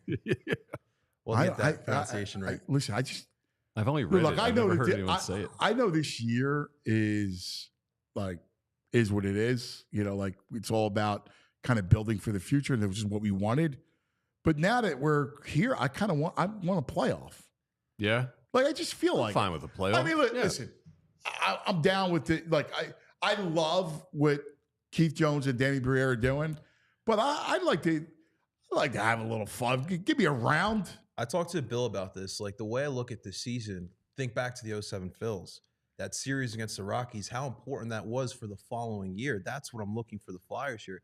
Going into that first round, whether it's even Carolina, 06. If the fact that they were in it in September, they had a big series against the Astros and they lost, and that kind of thwarted their playoff thing. But they were in it, that kind of was the start. And like you said, 07, you're playing the Rockies. You get swept out, but it doesn't matter. 08, you win, and you're rolling.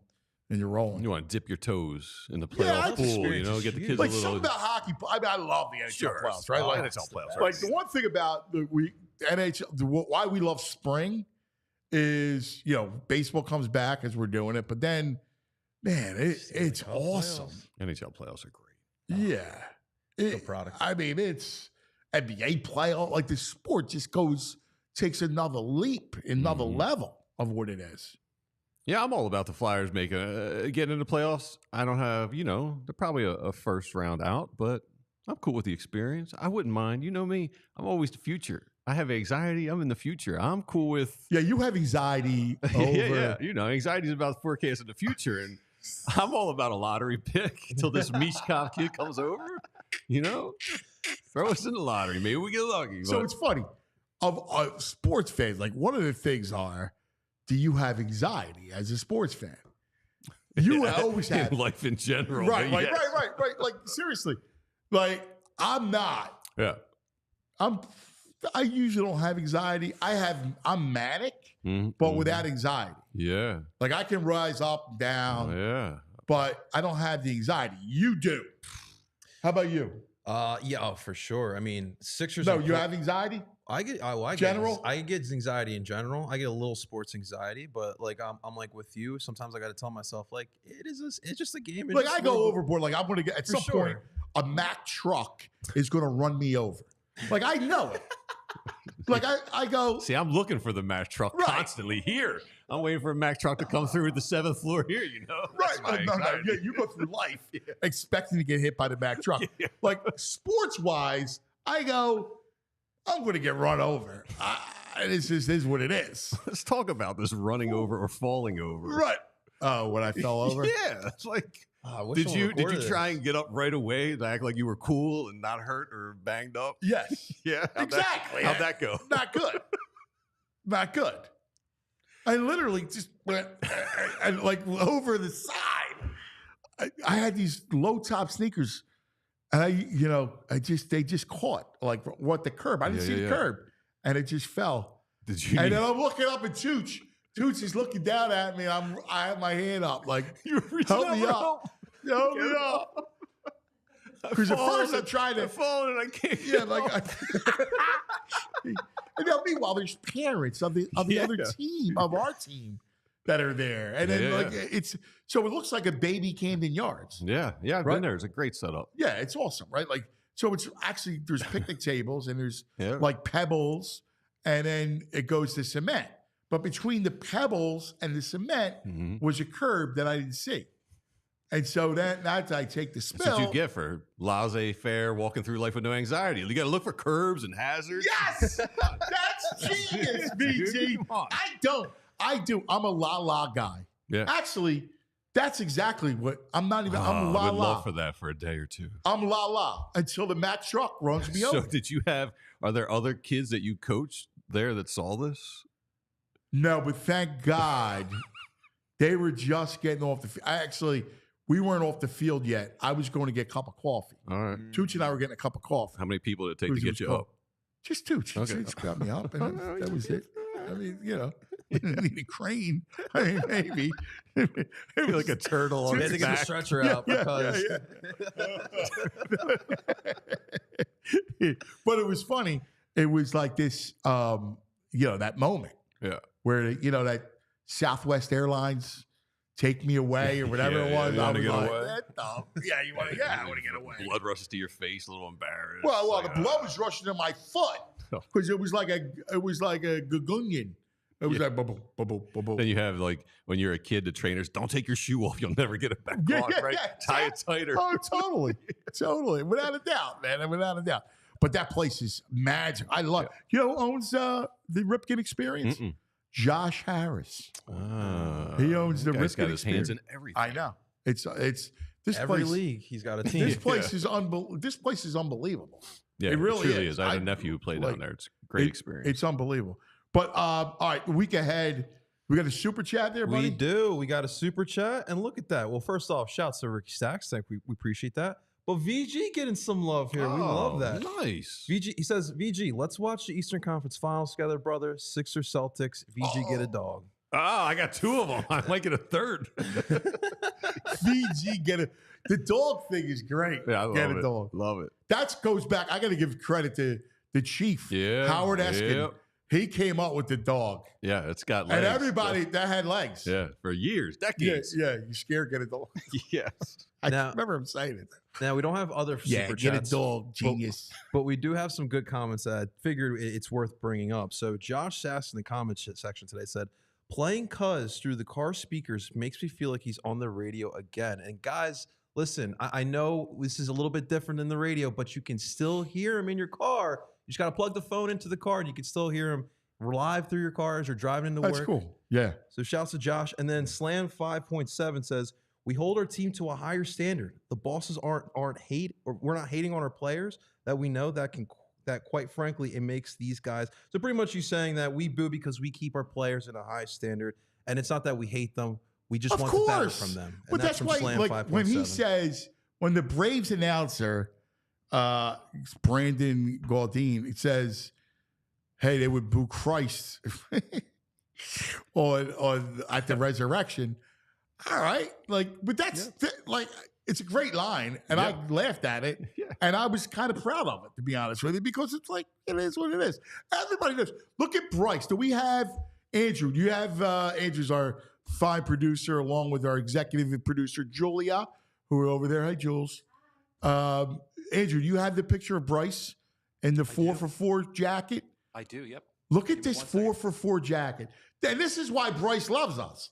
The fact that we are booing on opening weekend and grousing. You know, look at that. Look at that, dude. Yeah, that's a jacket. Way to go, Bryce. I don't know. This is why we love you. I don't know if anyone in this room could pull that off, but You would wear it, Jules? Yeah, I would definitely wear it. Doesn't matter. a little reminiscent of those 8-ball jackets. Yes. It needs a little union in it, but I'll He's definitely got wear it. it. Look, the powder blue on the sleeve. Wow. He's got true. the union right there. That's true. Yeah, you're right. He's got the union on the left arm, and Yeah, he's got it all. He's going got- on. he's got the Sixers. Look at him, flyer black. That's a jacket. I love it, man. That is an awesome That's jacket. That's why he's the greatest, because Bryce Harper he's like the Lord of 4-for-4. The Lord of 4-for-4. When I say 4-for-4 again, it includes the union. Yeah. So I started it before the union existed. So it's more of a euphemism. Like, it includes everything. It includes college basketball, whatever it is. Whatever racehorses, like whatever, anything Philadelphia is Philly, 4-for-4. baby. Yeah. But he's the Lord of 4-for-4. He does it in a way that it doesn't feel pandering. He's like the Duke. You know, some people do stuff that feels like they're pandering to us for some reason. For me, Bryce doesn't feel like he panders when he wears that jacket. No, it's real. Yeah. He reminds me, like, it's genuine. That's why I love the guy. Yeah. I loved a couple of years ago when he brought up the old picture in the 80s, the one by the steps with Dr. J, Jaws. Yes. And like he wanted to recreate that with the current stars here. And Yeah. that's the type of stuff we talk about. Like even him digging back deep to some of the history of Philadelphia sports, wanting to bring that back here. He's he plugged gets in. that. Absolutely. He's Philadelphia through and through. We love it. Congratulations having another kid. Yeah. Yeah, that's awesome. We love to see that. Yeah. No. So what is funny, you know, he's so entrenched. Like, he's entrenched in the area. He is. Which is why it's great. All right. What else this week is coming up? It's WrestleMania week. Yeah. Which is going to be awesome at the link over the weekend. I'm not much of a wrestling guy, but Bill Matz, make sure you guys all know him. He was here last week. He's my wrestling guy, and he's actually got me excited for it because it is a big deal. I mean, we're at the link. It's a monster deal. event. The head of the table. Yeah. One of I the mean, best. There's already. Look at Andrew. Andrew's all fired I'm up. pumped. I'll watch it. Yeah. You got I love it. local paparazzi Huey Dillon. You know Huey? Yes, I know Hugh Dillon. There's already celebrities rolling into town, he says. Taylor and Travis are in Philly as of this Are they morning. really? He said, yeah. So Travis might be popping in on a little. I can see Where him my there. Swifties at? I could see him there. Well, Him and Jason. and then, Jason, he's natural. Yeah. And then you got, when's the Rise? The Rock will be in soon. Rock will be in one of the nights, Because right? he's, It's a two-night event. Oh, yeah. He's, front and center. Yeah. He was at the Super Bowl. We were at the Super Bowl. Yeah. We saw The Rock come in. Him and like 50 people around him. It was crazy. Yeah. His posse. You remember that? That I was do, was man. cool. By the way, he's one of those dudes that his movies, I like. I like his movies. So the kids, like, you know, I have the 2 boys, so we're always watching movies. And so we go through the Rock movies all the time. Did you just watch Jumanji the other day? He's a great action hero kind of guy. Right. And like for kids and all that stuff, like he's always likable. Always. Just keep doing what he's doing. He's got that personality where you go, and usually the big guy gets hated on. Yeah. But not The Rock. The Rock gets love. He just radiates good energy. Even he's on TikTok and stuff. He's got good energy. Feels like good energy. Yeah, I agree with that. Yeah. I'm a big fan of his social media because he does his like cheat days where like, he's like eating like huge stacks of pancakes, like humongous cheeseburgers. And I'm over here awesome. like, Yeah. I think I What'd kind you of do want for that. Easter? I went over to my folks and we just ordered in some food. You ordered in? Yeah. No cook? Nah, man. I wanted to get home. We did breakfast. We ordered in. I wanted to get home in time for the ball games. You know?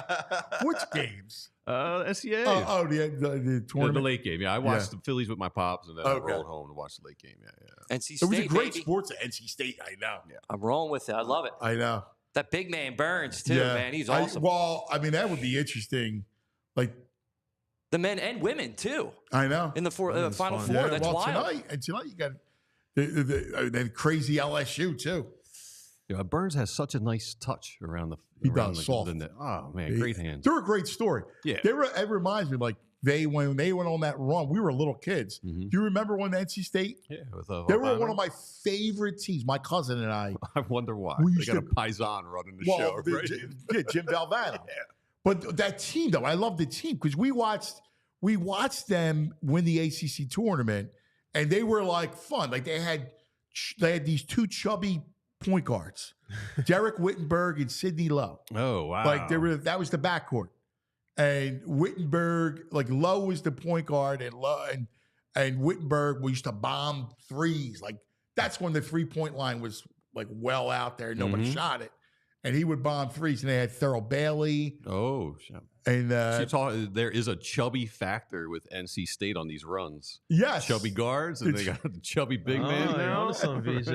Yeah, right. It might be chubby destiny. The chub is in. Yeah, the chub. But I don't know. I did you see UConn on that 30-0 run?